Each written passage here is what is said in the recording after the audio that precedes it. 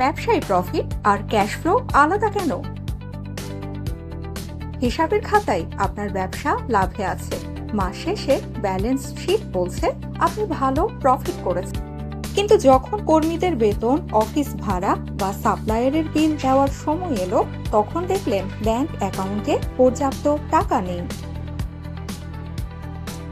এমন পরিস্থিতিতে একটি লাভজনক ব্যবসাও হঠাৎ বন্ধ হয়ে যেতে পারে। এর মূল কারণ হলো প্রফিট আর ক্যাশ ফ্লো এর পার্থক্য না বোঝা। প্রফিট মানে হচ্ছে কাগজে কলমে আয় আর ব্যয়ের পার্থক্য। আপনি 10 লাখ টাকার পণ্য বিক্রি করলেন, খরচ 8 লাখ, মানে 2 লাখ টাকা লাভ।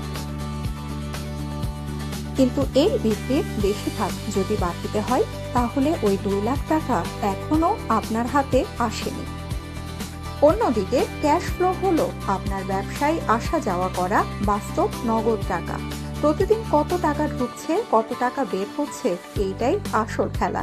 সমস্যা শুরু হয় তখন যখন কাস্টমার পেমেন্ট দিতে দেরি করে, কিন্তু আপনার খরচ থেমে থাকে না। ভাড়া, বেতন, বিল সবই ঠিক সময়ে দিতে হয়, কিন্তু হাতে টাকা না থাকলে আপনি আটকে যান। এটাই ক্যাশ ফ্লো ক্রাইসিস।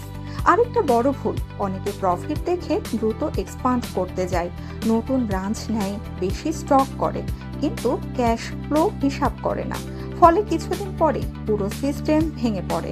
ব্যবসার একটি জনপ্রিয় কথা আছে, revenue is vanity, profit is sanity, but cash is king. সোজা কথায়, লাভ গুরুত্বপূর্ণ, কিন্তু ব্যবসা টিকে থাকে ক্যাশের ওপর।